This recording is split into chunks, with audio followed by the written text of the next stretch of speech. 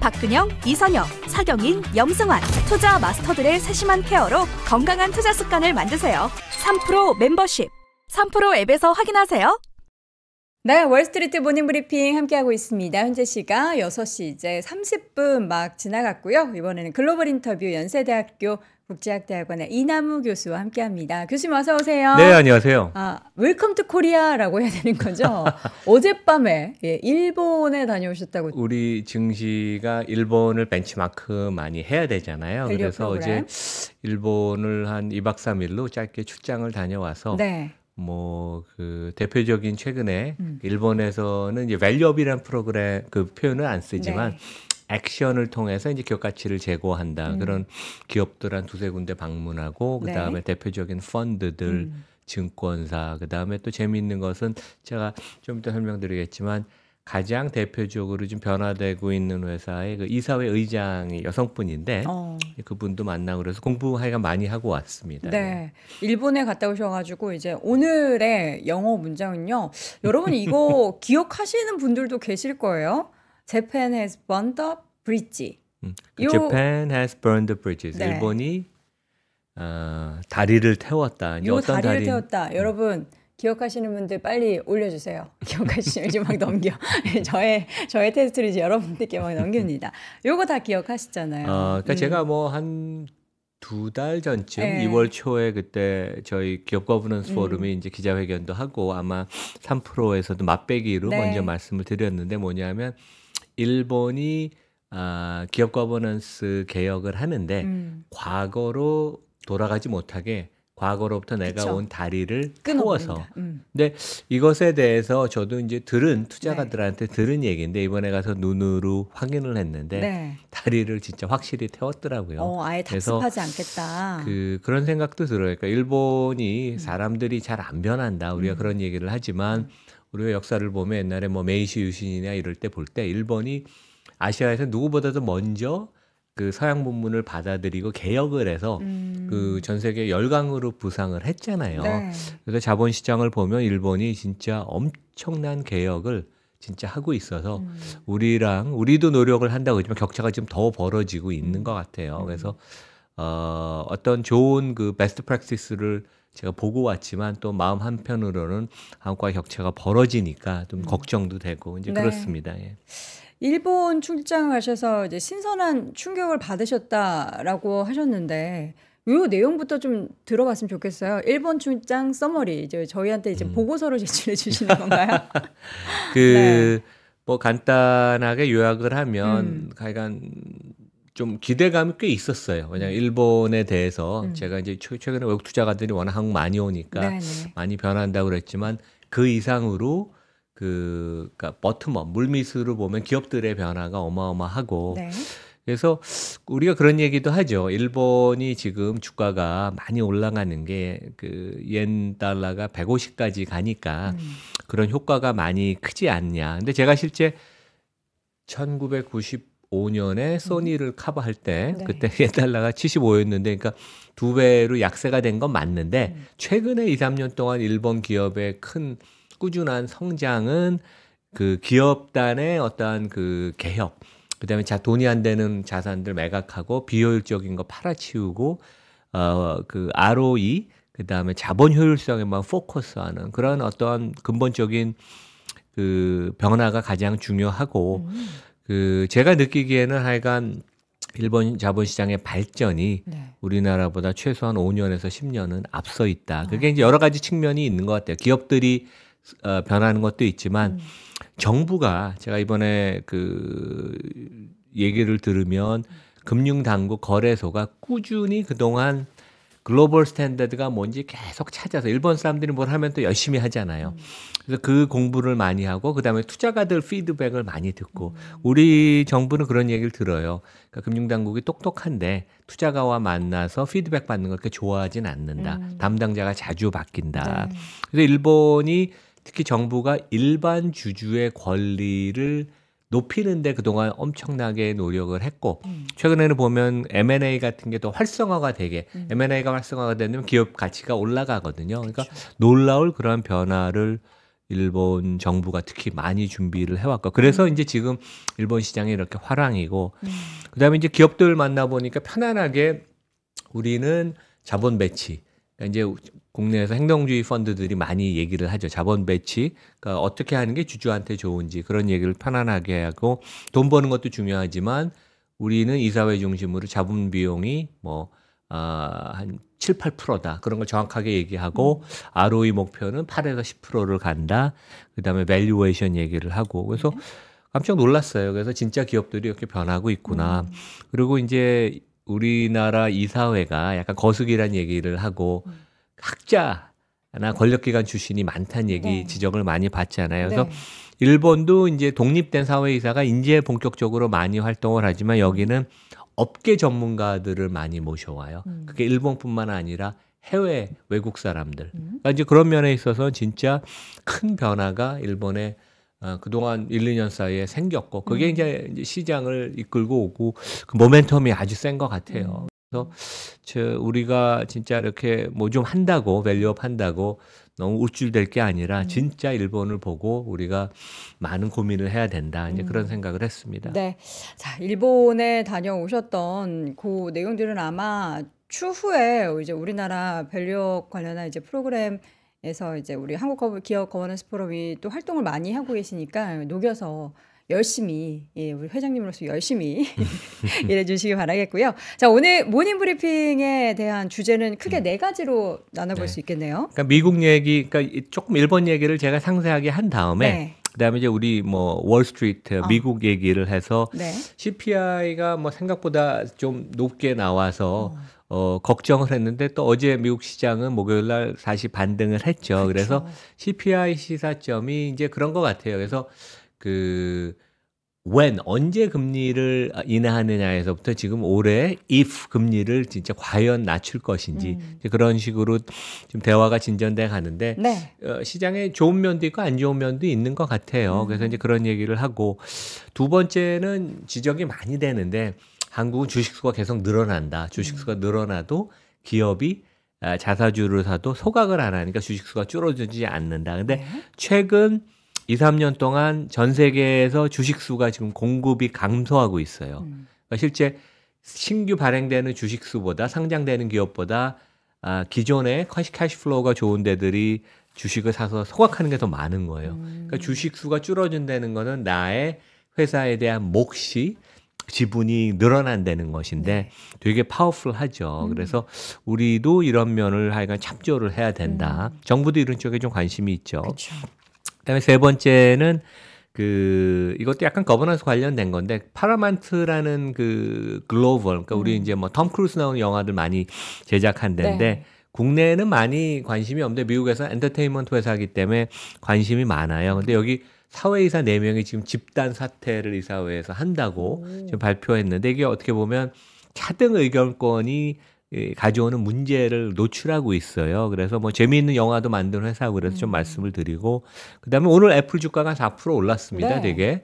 그래서 무거운 회사가 거래가 한 20조 원 오늘 거래가 돼서 거래가 좀 터지면서 올라왔는데 여기도 보면 이제 AI가 기능이 보강이 된 자체 반도체 M4를 이제 개발 발표를 앞두고 있다. 이제 그런 것 때문에 그러는데 이제 구글도 이틀 전에 AI 반도체 개발을 스스로 자체 사내에서 한다. 이제 그런 발표를 했는데 이제 그게 어떻게 보면 이 많은 부분을 사내에서 특히 이제 하드웨어 부분을 하면 결국 설비 투자가 많이 늘어난다는 건데 이러한 빅테크들의 비즈니스 모델이 좀 바뀌는 게 아닌가. 그러니까 그래서 뭐 안 좋을 수도 있습니다. 좋을 수도 있지만 그래서 장단점이 같이 있는데 그런 점을 좀 한번 살펴보자 말씀을 드리겠습니다. 네. 자, 그러면은 일본 얘기부터 조금 더 해볼까요? 그러니까 일본은 아직도 많은 회사들이 3월 결산이에요. 우리 네. 국내도 옛날에 그랬었는데 요즘은 이제 12월 결산이죠. 그래서 이제 3월 결산인 회사가 6월에 이제 주총을 앞두고 작년에도 그랬고 올해도 엄청난 표대결을 꼭 비단 이게 행동주의자들이 나서서 하는 게 아니라 네. 일본은 이제 최근에 변하는 게 주주들이 자기의 표 한 장, 표 하나 권리를 행사하는 것이 되게 활발해졌어요. 그래서 여기 그 그림을 보면 CLSA 증권을 방문해서 이제 거기 일본 그 수석 전략가가 준 자료인데 캐논이라고 우리 꽤 친밀한 회사죠. 이제 그렇죠. 거기 장기 집권했던 회장이 결국 그 사내이사 역할을 하려면 회장 역할을 하려면 그 이사회에서 그 이사로 선임이 돼야 되는데 일본은 또 재밌는 게 매년 선임을 그 합니다. 그래서 약간 그 민주적인 그런 그 주총이 되고 근데 여기 보시면 90% 이상의 찬성률을 받다가 2021년부터 찬성률이 급락을 해서 51%까지 폭락을 했어요. 그래서 실제 50% 밑으로 되면 이사의 선임이 못 되는 거예요. 그러면 그 회사의 회장이 될 수가 없는 거죠. 그만큼 경영 성과가 안 좋으면 장기 집권한 회장이라도 그 회사의 그 임원으로서 머무를 수가 없다. 이제 그런 것을 보여주고 어떤 큰 변화냐면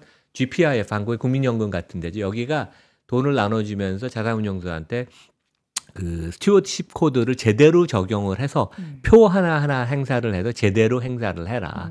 그래서 관행적으로 하는 게 아니라 매 안건에 대해서 이 경영자가 그 사람이 실제 패밀리든 아니면 장기 집권한 회장이든 간에 경영에 기여를 못했으면 반대를 하는 식으로 일본은 이제 주총의 민주화가 지금 이루어지고 있습니다. 놀랍죠, 되게. 네. 주총의 민주화. 이게 과연 우리나라에 적용이 될 수 있을까 일본도 모르겠어요. 되는 걸 보면 한국도 된다고 생각을 합니다. 네. 시간은 걸리겠지만 사실 우리에게도 좀 필요한 그런 문화인데 열심히 이제 그 내용들이 일본이 사실 이 관련한 우리나라로 따지면 이제 밸류 프로그램을 한 10년 준비했던 거잖아요. 10년 했죠. 우리는 예. 또 빨리빨리 문화에 익숙한 그렇죠. 대한민국이니까 조금 더 빨리 실현되길 바라봅니다. 다음 자료 한번 이어서 볼까요? 그러니까 우리도 뭐 3월 주총에 행동주의자들의 활동이 좀 가시적인 성과도 좀 있었는데 네. 일본은 행동주의자들의 그 두 번째로 큰 시장이라는 보도가 많았지만 이번 1분기에도 행동자들의 그 안건, 주주 제안이나 활동이 156% 증가했습니다. 그래서 로컬 일본 행동주의 펀드들도 활발하고 네. 그다음에 미국, 영국의 초대형 해치 펀드들이 많이 참여를 해서 이들 중에 일부는 한국을 지금 상륙을 준비하고 있는 것으로 보입니다. 네. 그리고 이제 일본을 보면 이게 1949년부터 돼 있다요.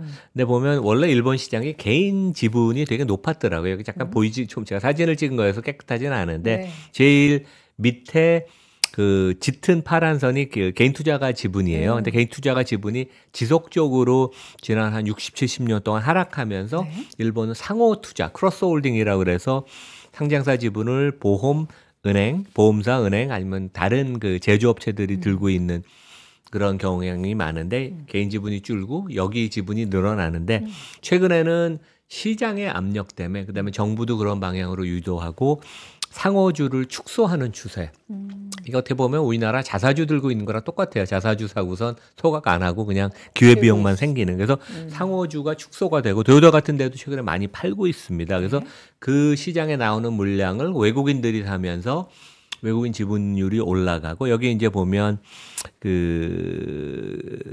여기서 약간 하늘색 같은 게 이제 외국인 지분율이 외국인 지분율이 늘어나고 있죠. 그러면서 외국인이 사면서 좀 더 거버넌스 개선을 요구하면서 시장의 밸류에이션이 조금 올라가는 모습. 그러니까 그렇다고 뭐 엄청나게 밸류에이션이 올라가진 않았어요. 한 17배 정도니까 한국 시장보다는 훨씬 높지만 일본이 하여간 이러한 그 구조적인 시장의 수요 공급의 그 변화가 있다. 이제 그런 것을 제가 느꼈고. 네.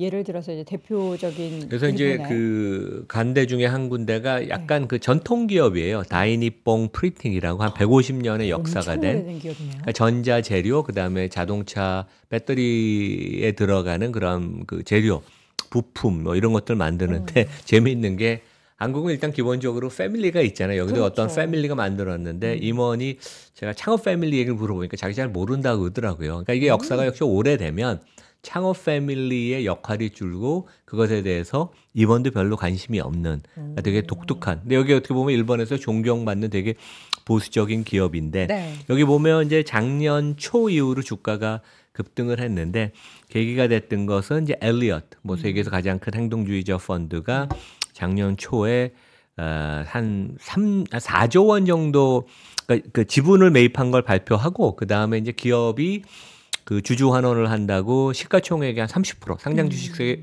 30%를 매입하겠다고 발표를 했고 자사주로 네. 이미 한 1년 좀 넘었는데 이 중에 반을 취득해서 90%를 소각했다. 그러니까 일본은 소각이 그 의무화는 아니지만 네. 기업들이 주주 환원을 한다고 자사주를 사면 거의 대부분 소각하는 게 약간 관례처럼 돼서 우리랑은 좀 다른 모습을 보인다.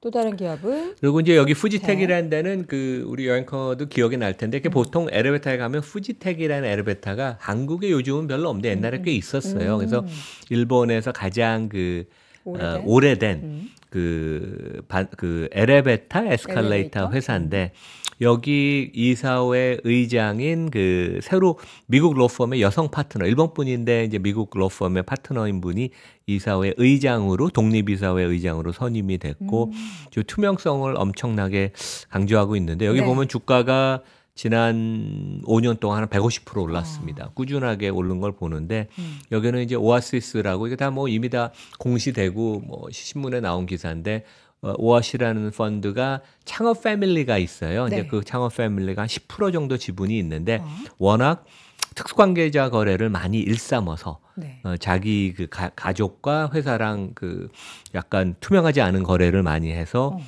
그 여기를 이제 비난을 많이 했고 오아시스가 20% 지분을 취득해서 네.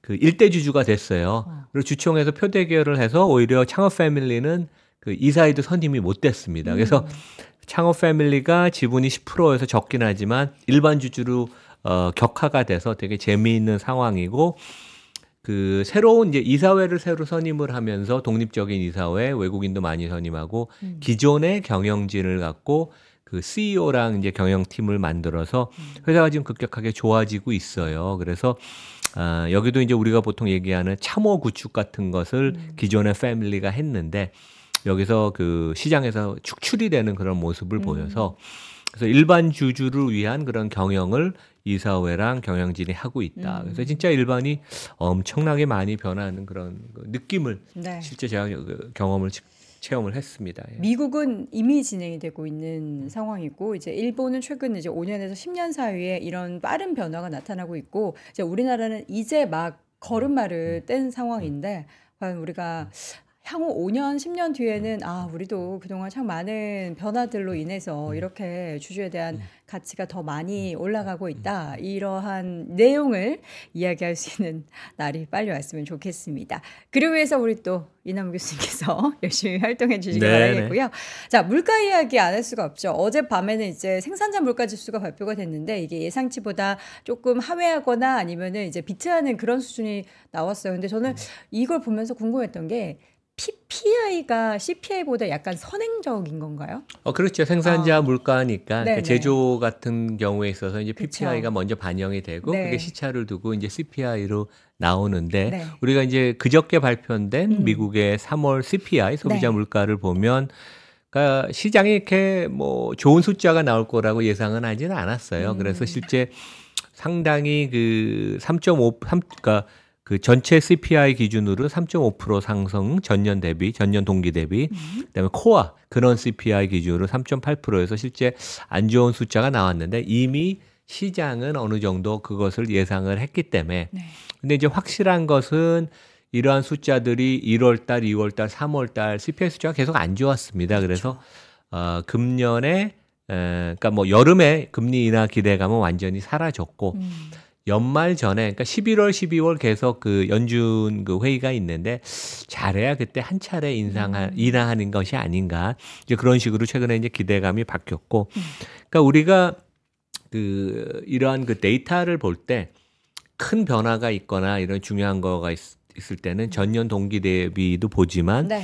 매크로 데이터 같은 경우는 이제 전월 대비 좀 전에는 이제 전년 그쵸. 동기 대비이고 요거는 이제 파이낸셜 타임스가 이 안에서 그 앱 안에서 이렇게 그 자기가 고를 수 있게 해주는데 전월 대비 기준으로 보면 우리가 실제 작년 하반기 이후로 특히 여기 보면 파란 선이든 녹색 선이든 하나는 이제 전체 CPI고 하나는 근원 CPI인데 네. 거의 0%에서 0.5% 사이를 왔다 갔다 하는 모습. 실제 어떻게 보면 큰 패턴이 안 보이는 것. 그래서 실제 파월이 우리는 2% 물가 목표에 도달할 수 있다는 그런 자신감을 보이지만 시장은 과연 그게 가능할까? 네. 이제 그런 좀 회의감. 그래서 우리가 보통 라스트 마일이라고 그러죠. 그러니까 네. 우리가 이커머스에서도 마지막 고객한테 배달하는 걸 라스트 마일이라고 그러는데 이 마지막에 라스트 마일을 잡는 게 되게 어렵고 우리가 실제 느끼는 것은 국내나 미국. 근데 제가 이번에 일본에 가보니까 일본은 물가가 좀 오른다고 하고 임금이 오른다고 하지만 너무 물가가 여전히 되게 싸더라고요. 그래서 경기가 아주 진짜 초호황을 제가 느낄 수 있는데 네. 하여간 미국이나 한국은 이 라스트 마일을 잡는 게 너무 어렵다. 과연 파웰이 2%를 달성할 수 있는 게 실제 실현 가능한지 그런 거에 대한 저도 개인적으로 좀 회의가 듭니다. 네. 근데 이분이 이런 얘기를 했어요. 저도 여러 번 좀 이렇게 우리 매크로가 흔들릴 때 항상 이분 제가 인용을 하잖아요. 네. 그러니까 전 재무장관이었던 레리 서머스 40대 때 파워풀한 자리를 역임했던 분. 그래서 이분이 이제 블룸버그 인터뷰에서 이런 얘기를 했어요. 그래서 오히려 지금은 금리 인상이냐 인하냐를 따지고 보면 오히려 금리 인상의 가능성도 우리가 열어둬야 되는 게 아닌가. 그리고 특히 강조한 게 금리 인하는 지금 시점에서 인플레이션의 프레셔가 워낙 세기 때문에 매우 위험하다. 그래서 이걸 한번 해석해 보면 바이든이 경제가 되게 좋아서 그것을 이제 11월 재선에 자기 그런 홍보 수단으로 엄청나게 활용을 하는데 결국 물가가 많이 오르면 일반 국민들이 특히 서민들이 엄청나게 어려워한다. 그렇죠. 그래서 바이든의 재선에 이제 적신호가 켜졌고 반면에 우리 시장 측면에 있어서 어제도 약간 오른 게 그런 것 같아요. 그러니까 주가라는 것은 미래의 기업이 버는 돈을 현재 가치로 이제 할인한 것인데 네. 금리가 이제 다시 올라간다는 것은 분모에 들어가는 숫자가 커지니까 주식의 가치에 악영향을 미치지만 거꾸로 경기가 좋다는 것은 분자의 미래 이익이 더 좋을 수 있는 여지가 있기 때문에 플러스 마이너스가 있어서 주가가 그렇게 크게 밀리지는 않는 모습을 보인다. 그래서 우리가 좀 걱정을 하고 여러 가지 다양한 시나리오를 오픈해야 되지만 또 너무 이렇게 비관적으로 볼 그럴 국면은 아니다. 이제 그런 얘기입니다. 예. 네. 이 가운데 이제 여러 가지 인플레를 촉발하는 요인들 중에서 초창기에 그러니까 작년, 재작년 시작부터는 이제 유가도 올랐고 집값도 그랬지만 자동차 신차나 중고차 가격이 그때 또 엄청나게 올랐던 그런 구간이 있었잖아요. 근데 최근의 움직임은 또 그렇지 않다고요. 그러니까 이번에 3월 CPI 볼 때는 이제 큰 요인이 자동차 리페어, 자동차 수리하는 거, 자동차 보험, 그다음에 헬스케어 이런 쪽에 이제 인플레이션이 상당히 강해서 전체 CPI를 이제 끌어올렸다 이제 그런 얘기를 했어요. 근데 이제 결국 여기에 들어가는 많은 부분이 자동차를 수리하거나 헬스케어는 결국 사람이 많이 해서 노동 시장이 최근에 엄청나게 타이트하잖아요. 네. 그래서 이제 그러한 구조적인 면이 있어서 물가 잡기가 쉽지가 않고 그다음에 최근에 집값 상승이 미국에 또 다시 시작이 돼서 아까도 좀 전에 우리 김 팀장이 미국 박 팀장이 물가 렌트 가격이 되게 많이 올라서 미국 사람들 살기 어렵다. 집값. 특히 이제 대도시는 되게 그렇습니다. 그래서 주택 가격 상승도 부담이 돼서 하여간 이러한 구조적인 요인이 있는데 또 이런 면도 있는 것 같아요. 항상 경제 현상이라는 게 두 가지 측면이 있으니까 자동차 부분에 이제 수리비가 늘어나고 보험 가격이 늘어나는 거는 확실하지만 근본적으로는 최근에 자동차가 좀 덜 팔리고 있잖아요. 최근에. 그래서 실제 미국에서는 자동차 시장 규모가 한 1,550만 대. 이게 어떻게 보면 보통 정상적인 상황인데 최근에는 자동차의 생산보다 수요가 약해서 최근에 보면 이제 테슬라 실적도 그랬었죠. 테슬라도 재고가 조금 늘어나는 그런 모습을 보이는데 자동차 재고가 작년 동기 대비 한 104% 증가했어요. 그러니까 작년에 워낙 재고가 없어서 이제 그런 면도 있지만 정상으로 가는 상황이지만 지금 재고가 늘어나고 있고 그래서 미국 전체로는 자동차 재고가 한 260만 대. 근데 아주 노멀한 코로나 전에는 재고가 한 300만 대가 넘었거든요. 그래서 우리가 이제 재고가 늘어나는 국면이고 이제 그런 면에서 보면 노동 시장에 타이트한 거는 구조적인 거지만 자동차 시장의 어떤 그 불균형 일시적인 걸로 보여서 그러니까 이런 플러스 마이너스가 이제 혼조돼 있다. 이제 그런 말씀을 드리겠습니다. 네. 자, 이어서는 다음 주제는 주식 수가 줄어들고 있다. 그러니까 이제 우리나라와는 조금 다른 그런 특징을 가지고 있는 시장이네요. 그러니까 미국은 자사주 매입을 하고 이걸 가지고 있는 게 아니라 소각을 하니까 계속 주식이 없어지는 거죠. 그러니까 되게 재미있는 기사가 네. 우리 파이낸셜 타임스의 이제 주초에 나와서 제가 갖고 왔는데 이 그림을 보면 JP 모간의 이제 오리지널 리서치를 갖고 파이낸셜 타임스가 이제 기사를 쓴 거예요. 그래서 1990년 이후 한 25년 동안 전 세계에서 주식의 이제 공급 물량을 여기 10억 달러 기준으로 보여준 거예요. 그래서 이제 막대 그래프가 크면 그만큼 시장에 공급이 많은 거. 공급이 많다는 것은 새로운 기업들이 많이 IPO가 됐을 수도 있고 네. 아니면 기존 회사들이 이제 현금이 부족해서 유상증자를 했을 수도 있고 그다음에 감소 요인은 지금 우리 앵커 얘기한 것처럼 그 회사들이 자사주를 사서 소각을 하는 경우도 있고 그다음에 이제 그 프라이빗 에퀴티 사모 펀드가 활발하니까 우리도 그 MBK가 이제 오스템 임플란트를 공개 매수해서 상장 폐지를 하면 그 주식 수가 줄어들잖아요. 그래서 이제 미국에는 사모 펀드가 워낙 활발하니까 그래서 상장 폐지를 통해서 주식 수를 줄이는 그래서 여러 가지 이제 플러스 마이너스 요인이 있는데 큰 트렌드는 주식의 공급 물량이 매년 줄고 있는 그러한 우리 트렌드를 볼 수 있죠. 네. 근데 최근 3년 동안 여기 보면 2022년, 23년, 24년, 24년은 실제 그 3월까지 데이터밖에 안 돼요. 네. 그러니까 1년치도 아닌데 지금 오른쪽을 보시면 2024년은 주식 수가 160조 원이 1,200억 달러가 감소한 모습을 보여요. 그래서 25년 사이에 가장 강한 그런 트렌드를 보여주는 이 트렌드라는 건 주식의 공급 물량이 줄어드는 그래서 엄청나게 보면 그 수급 측면에 있어서 파워풀하죠. 왜냐하면 주주의 가치라는 것은 그 기업에 대해서 일정 지분을 갖는 것인데 주식 수가 줄어들면 나의 그 회사에 대한 지분율이 상대적으로 늘어나는 거 아니에요. 실제 이제 애플 같은 데가 매년 3, 4%씩 자사주 매입을 해서 주식을 소각하니까 워런 버핏가 나는 애플 주주로 아주 해피하다. 왜냐하면 나는 주식을 추가로 안 사는데도 나의 상대적인 지분율은 계속 올라가고 있다. 이제 그런 얘기를 많이 하는데 네. 그런 것이 더 컨펌이 이번에 된 거죠. 예. 그런데 우리나라는 오히려 증가를 하고 있네요. 정말 네.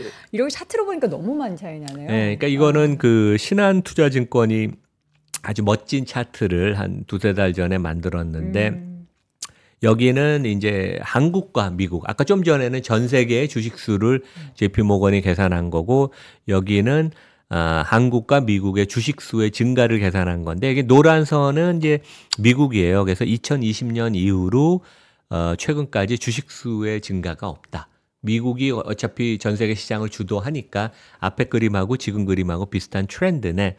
한국은 이제 매년 주식수가 4%씩 증가하고 있다. 그러니까 매년 4%라는 게 실제 뭐 이거를 한 5년, 10년을 따지면 어마어마하게 증가가 많이 하는 거예요. 그래서 우리가 보면 카카오의 자회사 상장들이 그동안 많았고 네. LG화학이 LG엔손을 분할해서 상장하는 것도 이런 것들이 엄청나게 심각한 문제거든요. 그래서 모회사와 자회사의 동시 상장 이거는 최근에 이제 금융이나 이런 데에서도 적극적으로 반대를 하고 이것을 막고자 하는데 우리는 하여간 결국 그 회사의 경영진이나 지배주주나 이사회가 일반 주주 입장에서 이게 어떻게 그 비춰질 것인가 그 사람들의 가치가 희석화가 되는지 안 되는지 그런 것을 항상 염두에 두고 우리가 이러한 의사결정을 해야 된다. 근데 하여간 아직까지는 그 일반 주주한테 유리하진 않고 우리 한국 시장이 최근에 보면 금년에 그래도 올랐다고 그래도 네. 전 세계 시장 중에서 선진 시장에서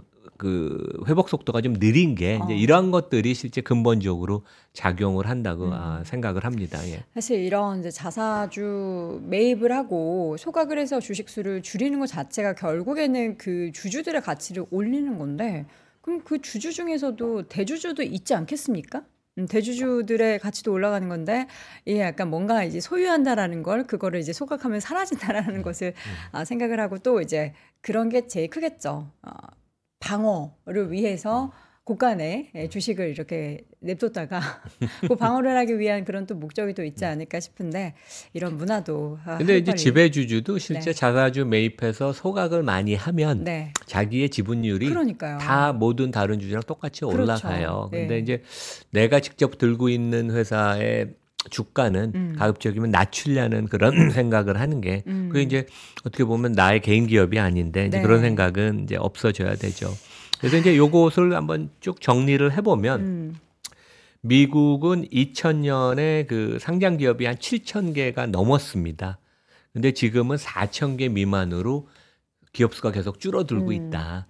그래서 이제 항상 이사회가 주주 입장에서 이런 그 주식수를 남발하는 거, 기업을 그 자회사를 상장시키는 거 이런 걸 되게 배격하고 있고 이러한 그 패턴은 추세는 유럽, 영국에서도 그 발견이 되고 최근에 보면 일본이 보면 자회사를 그 나머지 지분을 사서 한 개 회사만 그 상장으로 남겨놓은 우리 빅텍 같은데 보면 한 회사만 상장이 돼 있고 자회사 상장은 없잖아요. 그래서 이제 그런 식으로 가고 있고 이제 그런 추세가 이제 이런 것 같아요. 첫 번째는 아까 얘기한 것처럼 사모펀드가 더 많아지고 전 네. 세계적으로 특히 미국에 근데 사모펀드들의 자금이 많아지면서 많은 괜찮은 기업들을 인수하고 상장 폐지를 하니까 시장에 이제 공급 물량이 줄어들고 그다음에 올해 뭐 레딧도 상장이 되고 신규 상장이 많다고 하지만 그래도 절대 규모는 그렇게 많지가 않습니다. 그래서 이제 그런 면도 있고 그다음에 이번에 우리가 뭐 빅테크나 많은 미국 기업을 봐서 알지만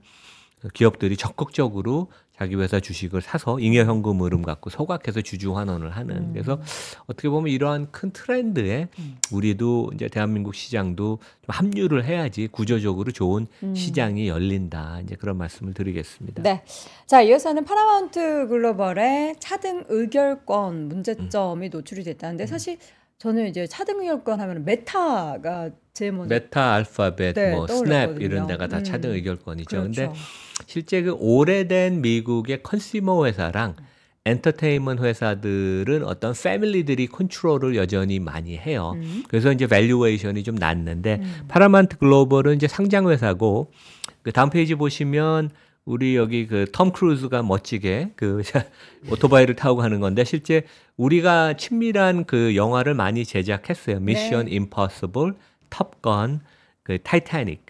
그래서 지금 여기 그 파라마운트 글로벌이 갖고 있는 영화 그 제작사를 이제 매각하는 얘기가 나오고 거기에 이제 파트너가 스카이 댄스라는데 그 이미 그동안 보면 이러한 많은 그 전설 같은 영화를 만드는데 같이 이제 협력을 했던 그런 데예요. 그래서 네. 이제 갑자기 어디서 이렇게 튀어나온 건 아니고 근데 지금 월가에서 되게 그 화제가 되고 있는 게 미국은 이제 이사회가 대부분 그 독립이사로 돼 있는데 4명의 사회이사가 뭐 상당히 그 뭐 저명한 뭐 변호사나 금융인 아니면 이제 투자하는 분들 이런 사람이 갑자기 4명이 그 집단으로 사의를 표명을 해서 이게 뭔가 되게 문제가 있는 게 아닌가. 근데 실제 여기 아까 말씀드린 것처럼 파라마운트 글로벌은 여기 보시는 그 샤리 샌드스톤이라는 분이 그 컨트롤하는 그 내셔널 뮤즈먼트라는 회사가 있는데 네. 여기가 그 실제 회사의 지분은 한 10몇 %밖에 안 갖고 있는데 차등 의결권을 통해서 그 의결권을 80%를 소유하고 있어요. 그래서 이 파라마운트 글로벌이 파라마운트를 매각하는데 일반 주주의 이익을 침해하고 뭔가 그 변칙적인 그런 방법을 그러니까 미국도 이런 일들이 가끔 가다가 일어납니다. 근데 이제 이사회가 전격 반대를 하거나 아니면 이제 이게 공개가 돼서 이제 문제가 생기죠. 그래서 실제 그 파라마운트 글로벌은 그 금년에 주가가 어제는 좀 반등을 했어요. 어제는 네. 반등을 했는데 금년에 미국 시장이 좋은데도 30% 하락을 했습니다. 그래서 이제 문제는 뭐냐 하면 이사회 밑에 그 독립적인 그 이사회가 있어요. 여기는 뭐냐 하면 M&A 딜 같은 게가 있을 때 지배주주뿐만 아니라 모든 일반 주주의 이익을 고려해서 객관적으로 딜을 해야 되는데 여기 그 지배주주가 이제 밀어붙이는 거죠. 밀어붙임으로써 너무 이 독립위원회가 실제 제대로 행동을 하기가 어려운 상황이 되니까 이 그 4명의 사회이사가 전격 사퇴하는 그런 모습. 그래서 이러한 좀 불미스러운 사태는 미국도 발생을 한다. 네. 이제 그런 말씀을 드리고 그래도 이사회가 강력한 견제 역할을 하고 그다음에 이런 사태나 이런 걸 통해서 목소리를 사회이사들이 내는 그런 경우가 있다. 그래서 뭐 되게 하여간 미국 월가에서 화제가 되는 그런 스토리입니다. 네. 네. 자, 마지막 주제는 구글이 그 구글뿐만 아니라 이런 좀 큰 기업들이 이제 직접 우리가 반도체 AI 반도체 만들겠다 이런 얘기를 하고 있단 말이죠. 이제 하도 이제 비싸게 파니까. 근데 이게 또 반도체라는 게 자동차처럼 뚝딱뚝딱 만들어질 수 있는 게 해자가 굉장히 있는 산업군이잖아요. 근데 될지도 궁금하고 이게 어떤 의미를 내포하고 있는지도 궁금해요. 그러니까 AI 시장이 워낙 크고 네. 거기에 이제 제대로 인프라를 구축하고 자기들이 원하는 방식으로 인프라가 구동이 되려면 스스로 반도체를 개발해야 되는. 그래서 이제 빅테크들이 다 하드웨어를 지금 반도체 개발을 하기 시작했어요. 그래서 오늘도 이제 가장 화제가 됐던 게 애플이 M4라는 그 자동차 모델하고 똑같습니다. 네. M4라는 반도체를 개발해서 그 맥 프로에 탑재를 한다. 그리고 한 3, 4일 전에 이제 구글이 그 사내에서 반도체 개발을 하고 이게 엄청나게 큰 스토리인데 이게 어떻게 보면 이 회사들의 비즈니스 모델이 좀 바뀌는 게 아닌가 이제 그런 측면에서도 우리가 좀 봐야 될 것 같아요. 그래서 그 실제 이미 클라우드 부분에 있어서 구글이 구글 클라우드가 아마존의 AWS, 마이크로소프트의 Azure랑 지금 치열하게 경쟁을 하고 있잖아요. 근데 기존에 이미 아마존이나 마소는 그 자체 반도체를 개발을 했고 네. 그래서 구글은 우리가 메타랑 어떻게 보면 대표적인 소프트웨어 회사, 플랫폼 회사여서 하드웨어는 못한다 그런 얘기를 좀 듣죠. 그 대신 애플은 하드웨어, 소프트웨어를 잘 결합한다 이제 그런 비유를 많이 하는데 그렇죠. 구글이 그 과거에 보면 검색 알고리즘을 하는 반도체를 옛날에 개발한 적이 있어요. 그래서 상당히 그런 그 좋은 그 경험을 했었고 네. 이번에도 이제 클라우드의 그 컴퓨팅 파워를 좀 더 파워풀하게 그러니까 엔비디아 칩을 완전히 대체하는 게 아니에요. 엔비디아 칩과 같이 결합이 돼서 엄청난 더 속도를 내고 그런 효과를 발휘하는 그런 칩을 개발하는 건데 네. 이런 그 고민도 했던 것 같아요. 우리가 국내에는 좀 익숙하지 않은 반도체 회사 브로드컴이라는데 여기도 뭐 어마어마합니다. 그래서 그동안은 이제 브로드컴의 커스텀 칩을 많이 활용을 했고 브로드컴이 특히 그 구글과의 비즈니스에 있어서 그 한 10조 원이 넘는 돈을 여기서 많이 벌었다고 할 정도로 엄청나게 실제 제3자한테 너무 좋은 일을 많이 하다 보니까 우리가 앞으로 이런 니드가 더 많아지니까 스스로 자체 개발을 해야 된다. 네, 이제 그런 네. 니드가 있었고 이렇게 하는 것 같아요. 이게 어떻게 보면 큰 실리콘밸리의 빅테크의 트렌드다. 이제 그런 말씀을 좀 드리겠습니다. 예.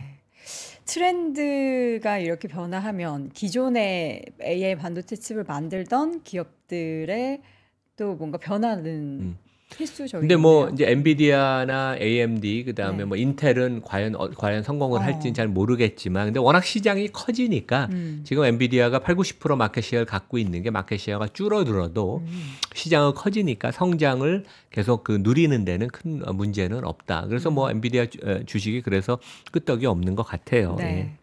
이어서는 이제 알파벳의 지금 차트를 하나 가지고 오셨는데 이건 어떤 의미인 거예요? 그러니까 이게 그 2020년 이후로 지난 한 4년 동안 분기별 알파벳의 설비 투자 규모예요. 그래서 가장 최근인 작년 4분기에는 110억 달러 설비 투자를 했고 네. 국내 원화로 치면 15조 원 정도 되는 돈인데 원래 그 메타도 그렇고 알파벳도 그렇고 유형 자산에는 투자를 많이 안 하는 비즈니스 모델. 그러니까 무형 자산인 사람, R&D, 그다음에 뭐 브랜드, 뭐 이런 지적 재산권에 투자를 하고 그 유형 자산 투자를 안 하는 그런 비즈니스 모델이고 시장이 좀 프리미엄을 줬던 게 이제 그런 건데 거의 모든 빅테크들이 이렇게 그 자체 칩을 개발을 하고 그런 그 컴퓨팅 파워를 많이 갖고 가는 그런 인프라나 IT 인프라에 투자를 해야 되기 때문에 비즈니스 모델이